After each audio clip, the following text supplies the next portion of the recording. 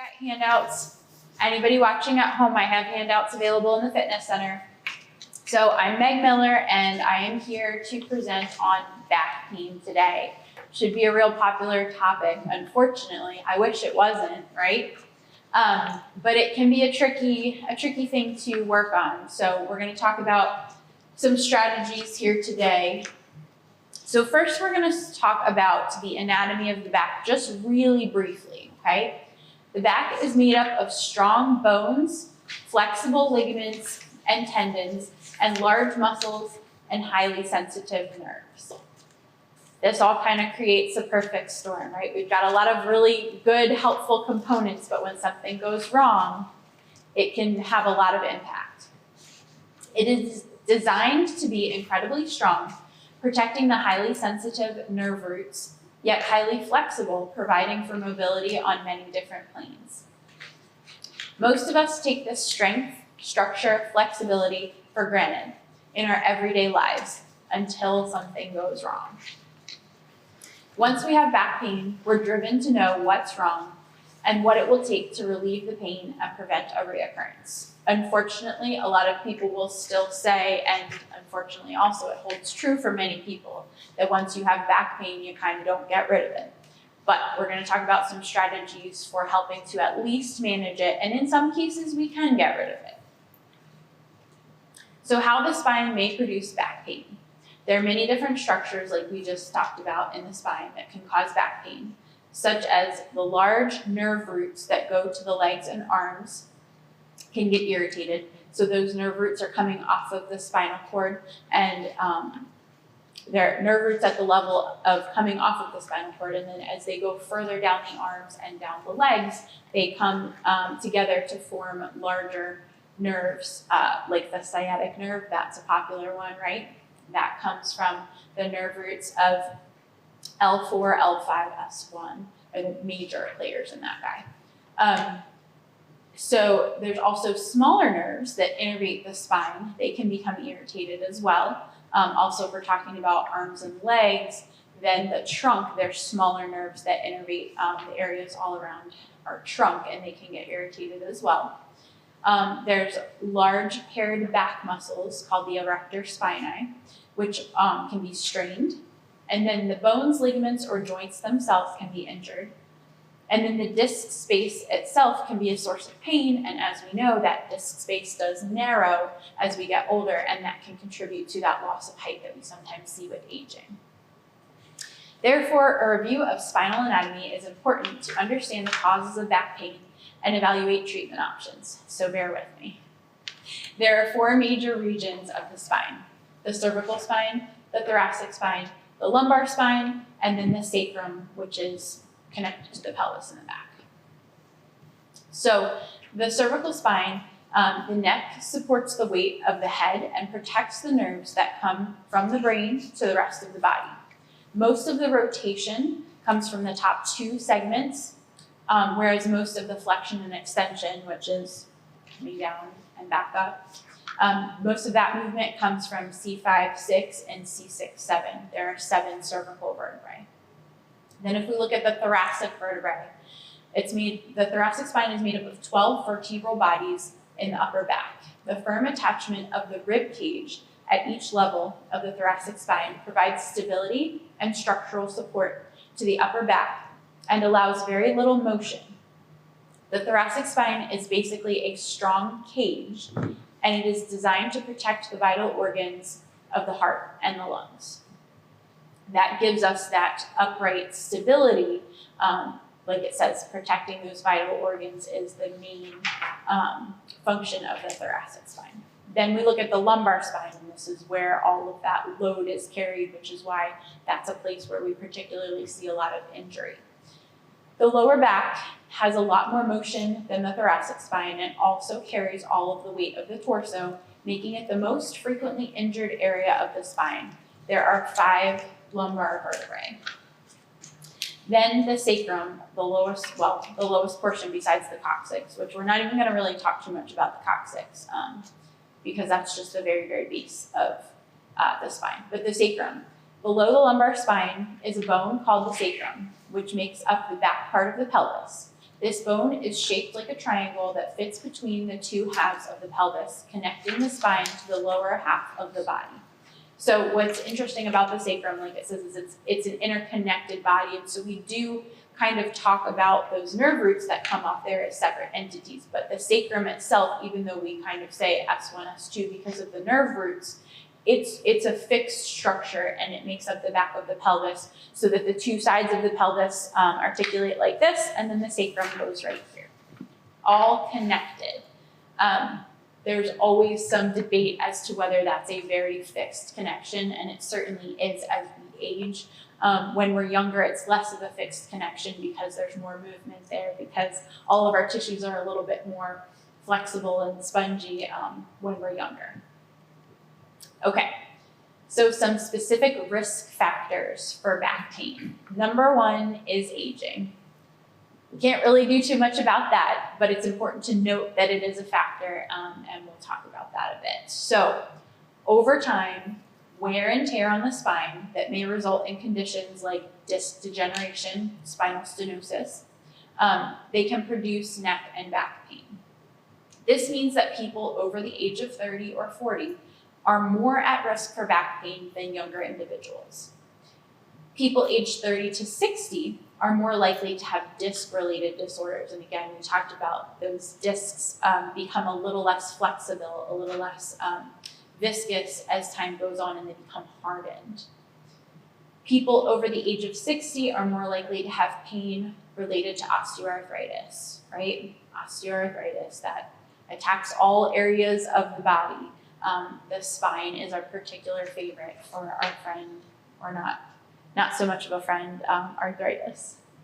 Okay, so some additional specific risk factors. Genetics is another one. Again, can't do much about that, but it's worth mentioning. There is some evidence that certain types of spinal disorders have a genetic component. For example, degenerative disc disease seems to have an inherited component. Other things like scoliosis, there's definitely some genetic component to that as well.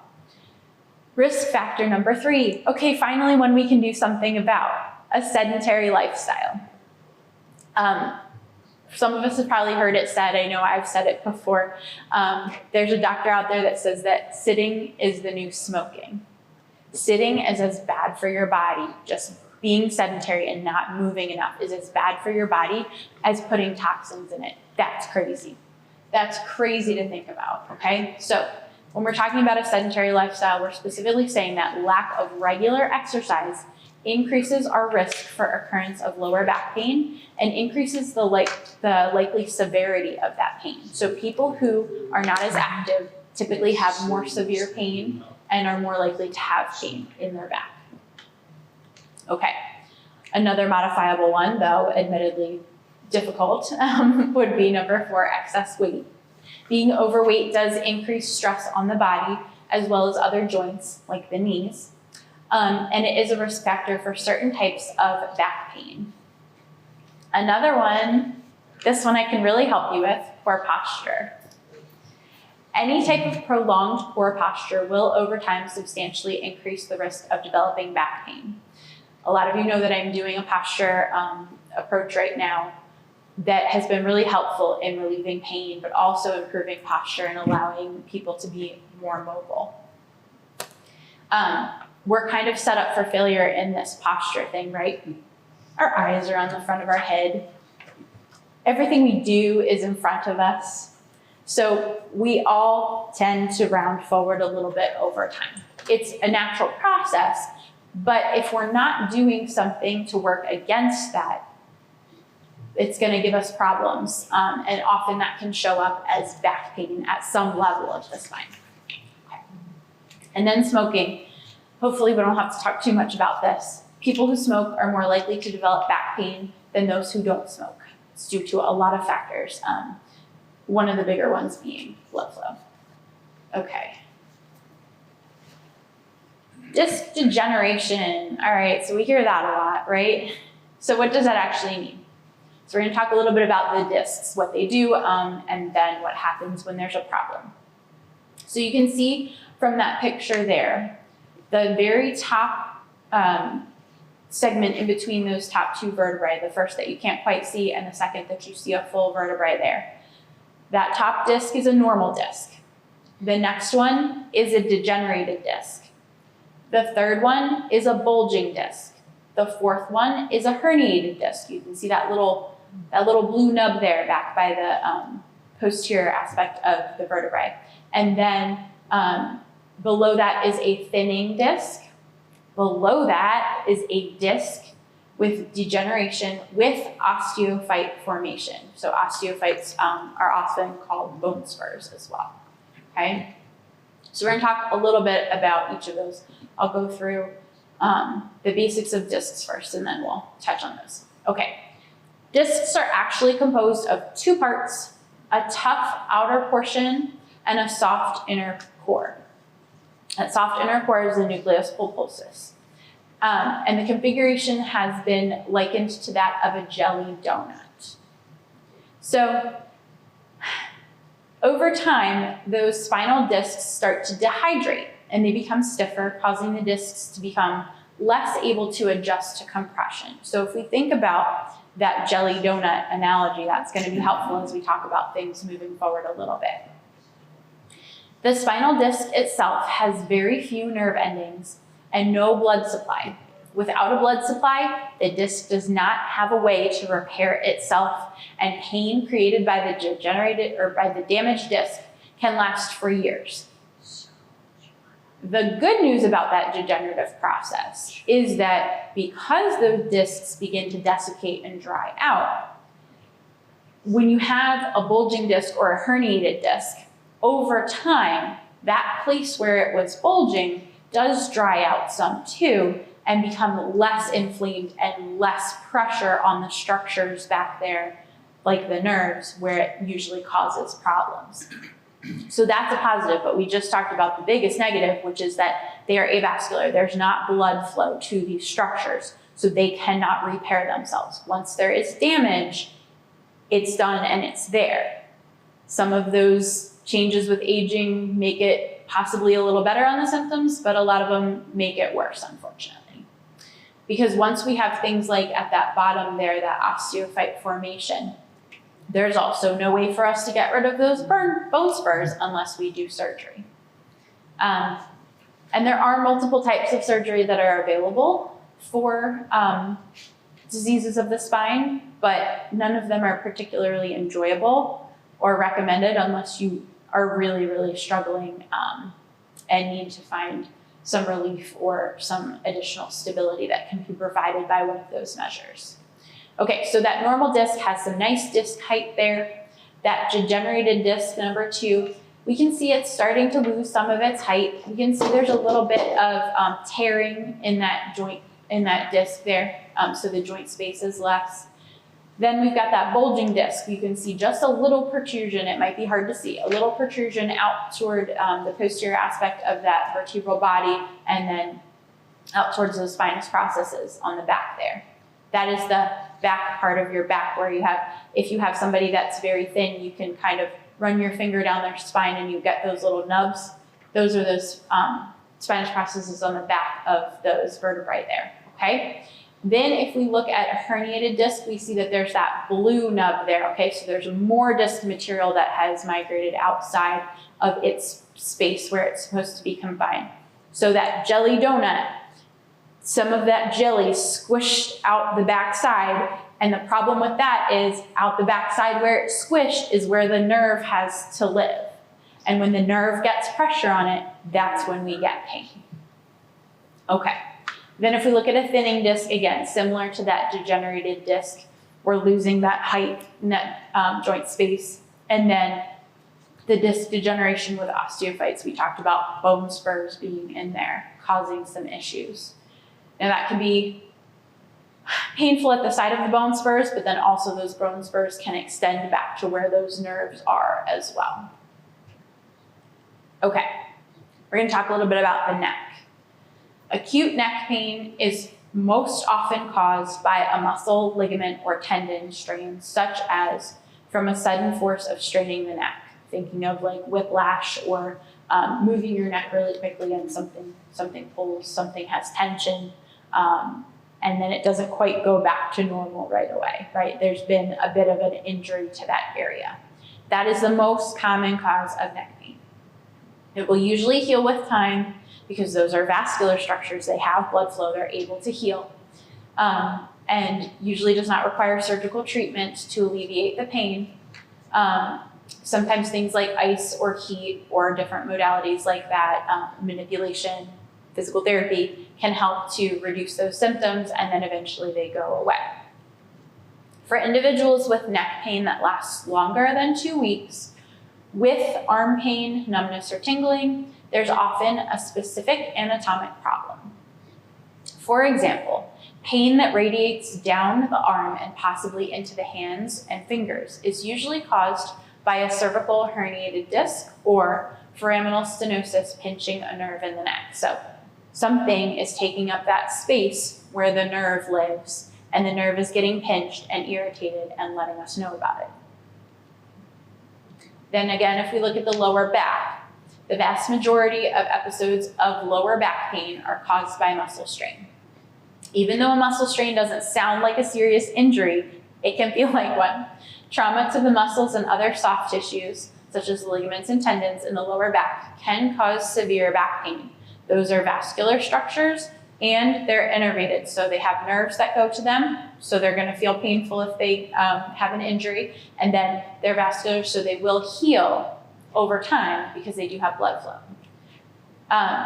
They have a nice, good blood flow, and that brings nutrients to the injured area and facilitates the healing process, and often provides effective relief of the back pain. Where we sometimes get into trouble is, even though there's a good blood flow, sometimes that inflammation can hang in that area for too long, and then that will start to cause additional problems. Okay, the lower back motion and back pain. 50% of flexion, which is bending forward, occurs at the hips, and 50% occurs at the lower spine. The motion is divided between the 5 motion segments in the lower back, although a disproportionate amount of the motion is at L3, L4, and L4, L5. Consequently, these 2 segments of the lower back are the most likely to break down with degeneration. As they become unstable, the excess of motion causes some lower back pain. When we look at people who come in for back pain and they've had it for a long period of time and they've perhaps had some imaging done, the area that most often has an issue is that L3, L4, L4, L5, sometimes L5S1, because those areas do have a lot of motion, but then they also carry all of that force. All of that axial force down through our body is kind of carried right there in that lumbar spine. Vertebral compression fractures and back pain. The vertebral disc in the spine is an interesting and unique structure. Its primary purpose is to act as a shock absorber between adjacent vertebrae. There's a total of 23 vertebral discs in the spinal column. Since they are major load-bearing structures, vertebral bodies are also prone to developing compression fractures, particularly in patients with osteoporosis, which is a weakening of the bone.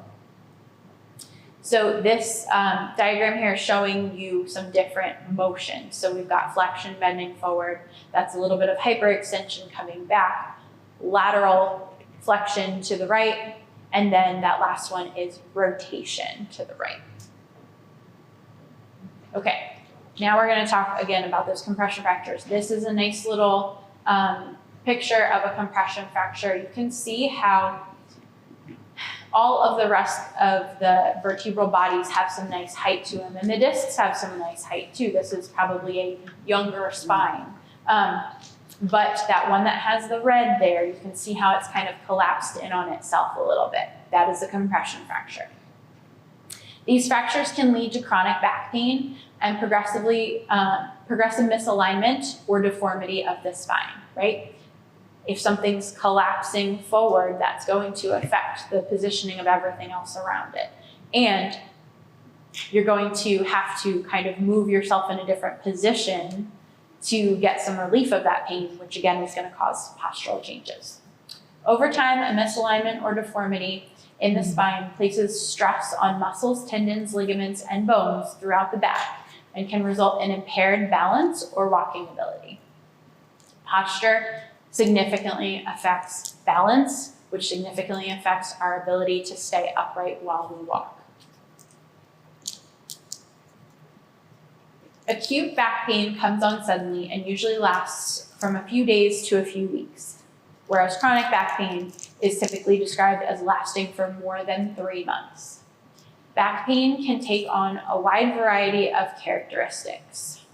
The pain can feel like all kinds of different things, and some of that depends on where it's coming from, what structures it's coming from, but also some of that can be, just how you're perceiving it, what you're used to as far as a pain level, because everybody does kind of feel things a little bit differently. And it can be made worse by certain positions or certain actions. It can be made better by certain positions or actions as well.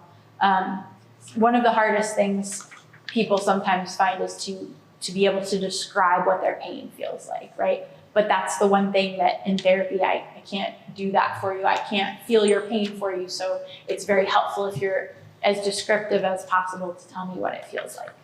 That helps me to know what structures might be involved and also what things we need to either avoid doing or get you back to doing. Find a way to make it comfortable to get you back to doing that thing. Back pain characteristics and types. The pain may be constant, intermittent, only occur with certain positions or activities, and it may remain in one spot or it may refer or radiate to other areas. Sometimes we get an MRI that says the issue is, right here at this specific nerve root, but the patient's got symptoms all the way down their legs. The actual stress on the system, the actual inflammation that's taking up space and pinching that nerve is happening up here, but the symptoms extend all the way down as far as that nerve flows, because right here is where that nerve starts. And so if it doesn't have good ability to function here, it's not going to be able to send or receive signals down the leg as well either, except for pain ones. It'll still be good at that. That's kind of rude. It loses its ability to do the things we need it to do, but it's really good at telling us it's got pain. It may be a dull ache or a sharp or piercing or burning sensation.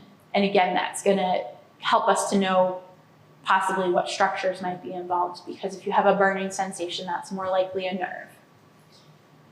The problem may be in the neck or the low back, but may radiate into the leg or foot, such as that sciatica that we often hear about, or the arm or the hand.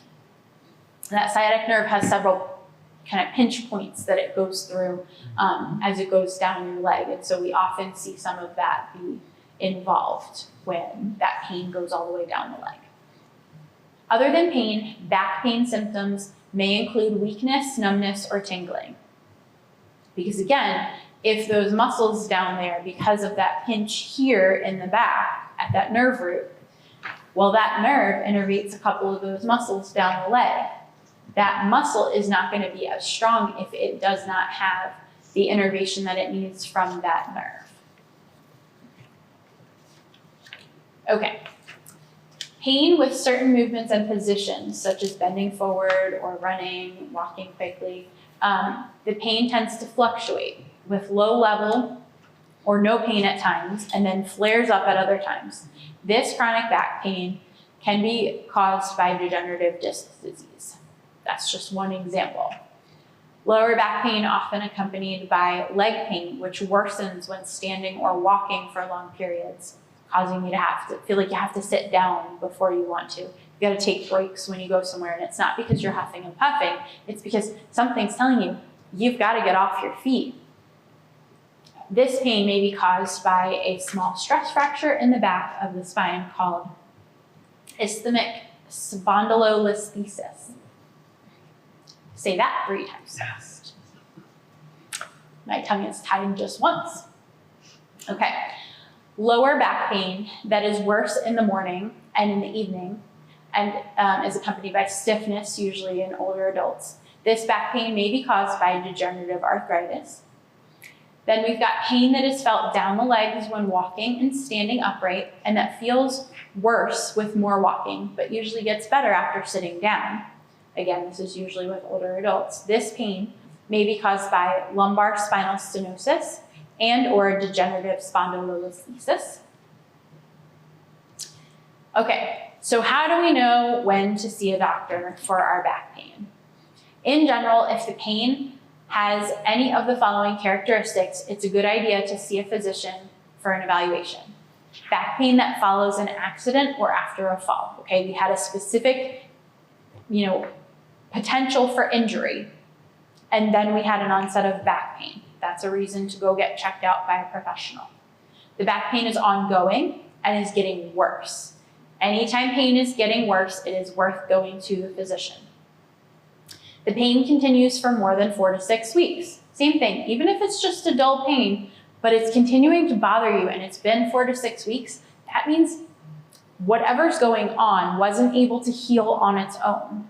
So we at least need to go get it checked out and see what might be going on and what help we can find for it.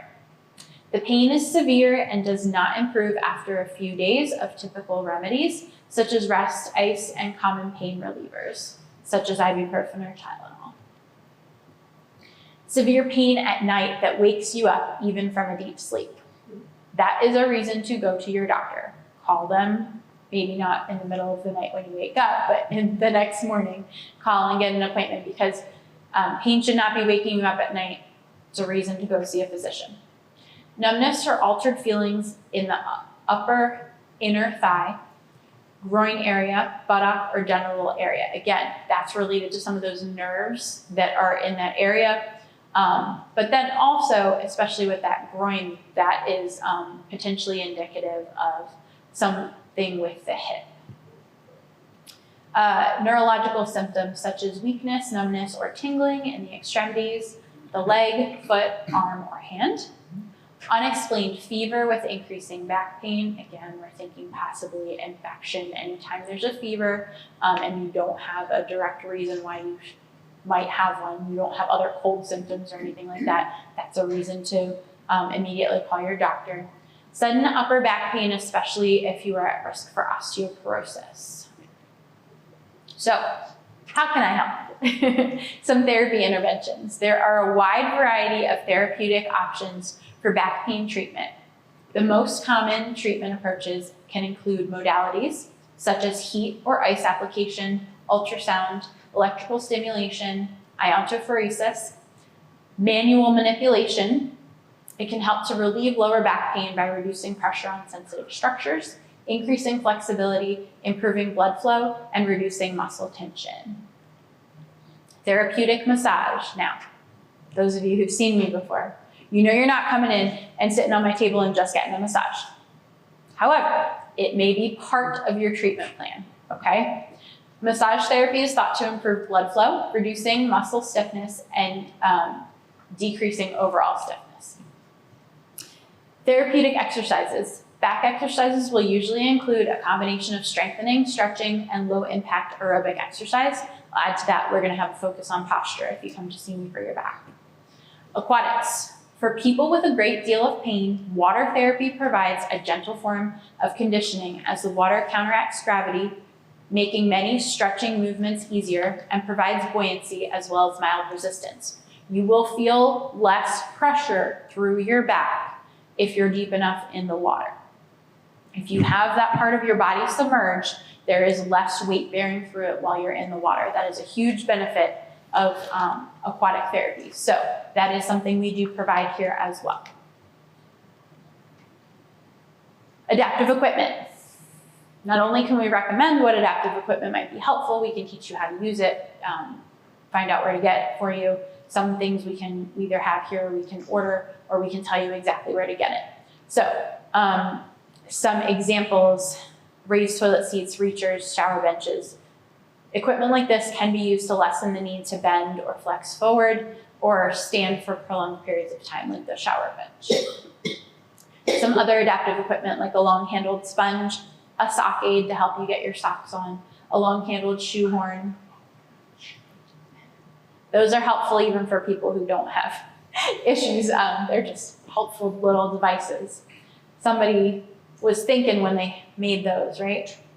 Okay, we can also talk about work simplification and modifications.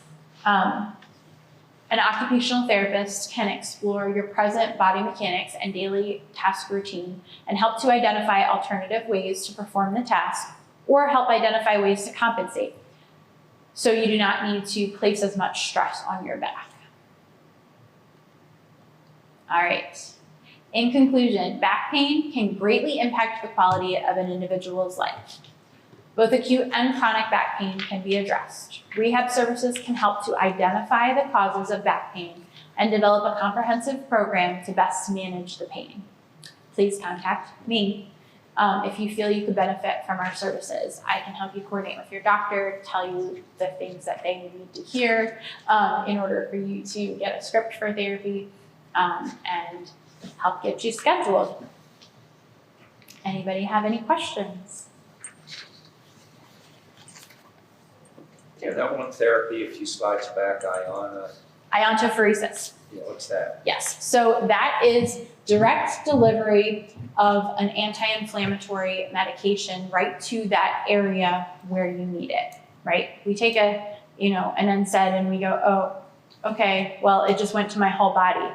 I only had an ache here, but it had to travel through my whole bloodstream just to get to that spot. Metabolized, all the things. Iontophoresis uses a patch with an anti-inflammatory medication on it, and then 2 electrodes, and the current that flows through the electrodes pulls the solution to that area. So it's direct delivery. Yeah. Any other questions? Okay, well, thank you guys for coming. I appreciate it.